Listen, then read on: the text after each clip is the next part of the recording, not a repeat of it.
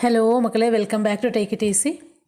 നമുക്കിന്ന് 4ാമത്തെ യൂണിറ്റിൽ ഒരു പോയം ബാക്കിയുണ്ട്. ഓക്കെ, അത് പഠിക്കാം. Nature speaks to me. എന്താ നേച്ചർ എന്ന് പറഞ്ഞാൽ? പ്രകൃതി കേട്ടോ. പ്രകൃതി എന്നോട് സംസാരിക്കുന്നു എന്നാണ് അതിൻ്റെ അർത്ഥം. Nature speaks to me. The beauty of the trees, the softness of the air, the fragrance of the grass speaks to me. എന്തൊക്കെയാണ് സംസാരിക്കുന്നത് നോക്കൂ. The beauty of the trees. Beauty എന്ന് പറഞ്ഞാൽ സൗന്ദര്യം. ആരുടെ സൗന്ദര്യമാണ്? ട്രീസ്, മരങ്ങളുടെ സൗന്ദര്യം. The softness of the air. Air എന്ന് പറഞ്ഞാൽ വായുവിൻ്റെ മൃദുത്വം അല്ലേ, സോഫ്റ്റ് ആയിട്ടുള്ള സ്വഭാവം. The fragrance of the grass. പുല്ലിൻ്റെയും ചെടികളുടെയൊക്കെ ഫ്രാഗ്രൻസ്, നല്ല പൂക്കളുടെയൊക്കെ നല്ല മണം, സുഗന്ധം. ഫ്രാഗ്രൻസ് എന്ന് പറഞ്ഞാൽ മണം, സുഗന്ധം എന്നാണ് അർത്ഥം. ഇതൊക്കെ എന്നോട് സംസാരിക്കുന്നു.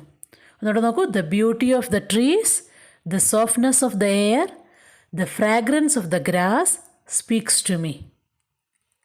ഓക്കെ, ഇനിയോ the summit of the mountain.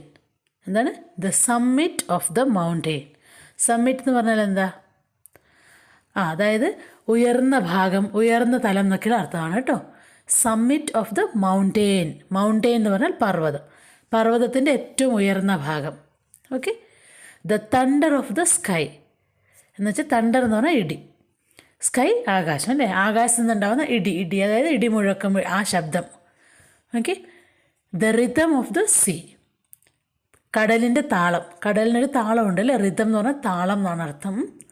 Rhythm of the sea. കടലിൻ്റെ ആ താളം എന്നോട് സംസാരിക്കുന്നു. Speaks to me.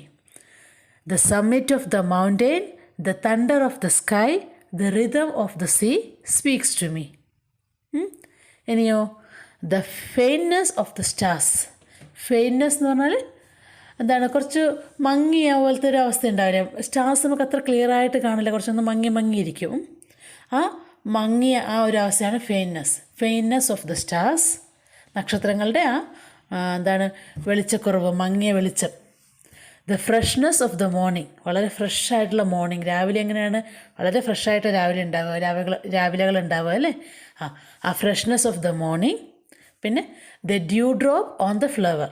പൂക്കളുടെ മേലെയുള്ള മഞ്ഞുതുള്ളികൾ. ഡ്യൂ ഡ്രോപ്സ്, പൂക്കളുടെ മേലെയുള്ള മഞ്ഞുതുള്ളികൾ സ്പീക്സ് ടു മീ. അതും എന്നോട് സംസാരിക്കുന്നു. അപ്പോൾ ഇവിടെ നോക്കൂ. The faintness of the stars, the freshness of the morning, the dew drop on the flower speaks to me. മനസ്സിലായല്ലോ? എന്താണ് എഴുതിയ കവിയുടെ പേര് നോക്കൂ. ചീഫ് ഡാൻ ജോർജ് കേട്ടോ. ചീഫ് ഡാൻ ജോർജ് എന്ന് പറഞ്ഞിട്ടുള്ള ഒരു കവിയാണ് ഈ നേച്ചർ സ്പീക്സ് ടു മീ എന്നുള്ള ഈ കവിത എഴുതിയത്. അതിലുള്ളൊരു ആക്ടിവിറ്റി നോക്കിയേ. Identify and write the lines from the poem related to the pictures given below. താഴെ തന്നിരിക്കുന്ന 3 ചിത്രങ്ങളുണ്ട്. അത് നോക്കിയിട്ട് അതുമായി ബന്ധപ്പെട്ടിട്ടുള്ള ലൈൻസ് പോയത്തിൽ നിന്ന് എടുത്തെഴുതാനാണ് പറയുന്നത്. ഓക്കെ, അവർ 3ാമത്തെ തന്നിട്ടുണ്ട്. നോക്കൂ. മൗണ്ടെയിൻ ചിത്രം തന്നിട്ടുണ്ട്. അതിന് നേരെ അവർ എഴുതിയിട്ടുണ്ട് the summit of the mountain അല്ലേ. പർവ്വതത്തിൻ്റെ മുകൾ ഭാഗം, ഉയർന്ന പർവ്വതങ്ങൾ എന്നുള്ള അർത്ഥം. ആദ്യത്തെ ചിത്രം എന്താണ്? കുറേ മരങ്ങൾ തന്നിട്ടുണ്ട്. ഓക്കെ, അതുമായിട്ട് റിലേറ്റഡ് ആയിട്ടുള്ള ഏത് line? The beauty of the trees. മരങ്ങളുടെ ബ്യൂട്ടി, സൗന്ദര്യം എന്നുള്ള ബ്യൂട്ടി ഓഫ് ദ ട്രീസ്. രണ്ടാമത്തെ ചിത്രം എന്താണ്? ഒരു റോസാപ്പൂ കാണുന്നുണ്ട്. അതിനകത്ത് കുറച്ച് മഞ്ഞുതുള്ളികളുണ്ട് അല്ലേ. യെസ്, പൂവിൻ്റെ മേലെ മഞ്ഞുതുള്ളികൾ. അപ്പോൾ ഏതാണ്? The dew drop on the flower. The dew drop on the flower. മനസ്സിലായല്ലോ? അപ്പോൾ ഈ ഒരു ആക്ടിവിറ്റി മാത്രമാണ് ഈ പോയമായിട്ട് ബന്ധപ്പെട്ടിട്ടുള്ളത്. സോ അതുകൊണ്ടാണ് അത് മാത്രം ഇവിടെ കൊടുത്തിരിക്കുന്നത്. ഇനി ഈ യൂണിറ്റിലെ ബാക്കിയുള്ള എല്ലാ ആക്ടിവിറ്റീസും കൂടി ഒരു വീഡിയോ ആയിട്ട് അപ്ലോഡ് ചെയ്തിട്ടുണ്ട്. അത് നോക്കുക കേട്ടോ. ഓക്കെ, അപ്പോൾ അത്രയേ ഉള്ളൂ ഈ വീഡിയോ. ഈ ക്ലാസ് ചെറിയൊരു വീഡിയോ മാത്രമാണ്, ചെറിയൊരു പോയമാണ്. അപ്പോൾ എല്ലാവരും കാണുക.